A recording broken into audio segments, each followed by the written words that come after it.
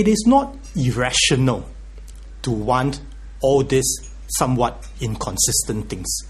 I think the point is that I'm trying to make is that actually irrationality is when we are not prepared to make hard choices and implement hard policies arising from these inconsistent things. Okay? And so the challenge for the government is that, yes, we've got to be mindful of what it is that the populace and the voters would like to have, and they may be different things for different people, but ultimately we've got to be able to come up with coherent policy formulation and be able to implement it effectively. Okay. Does the mainstream media alone and whatever you write in it allow for that consensus to be forged after some thorough debate and airing of the issues?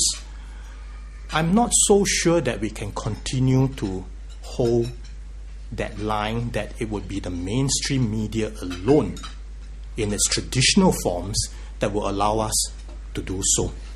Like it or not, I think we've got to learn to operate in the right parts of the new medium.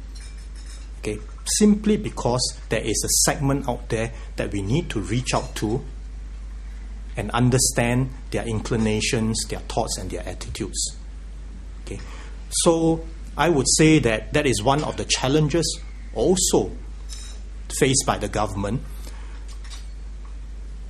Fortunately, I think in Singapore, and because Mika does a number of surveys and we have done it over several years already, we find that actually in terms of news, by and large, people continue to go to the mainstream media or their online sites.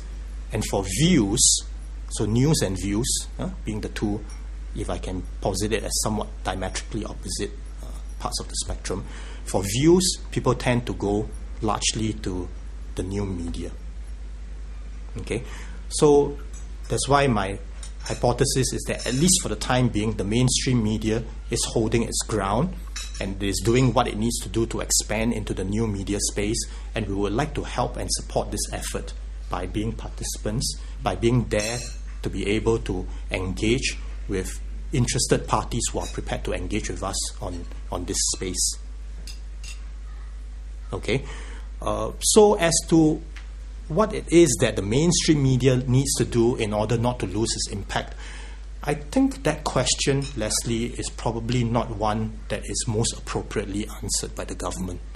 I think it is really most appropriately answered by the mainstream media itself, whether SPH, whether MediaCorp, whether it is in the vernacular papers, the English papers, or on TV.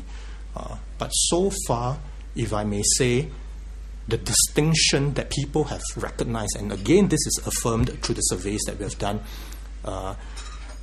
keywords like credibility, like trust, like reliability come out very strongly for the mainstream media.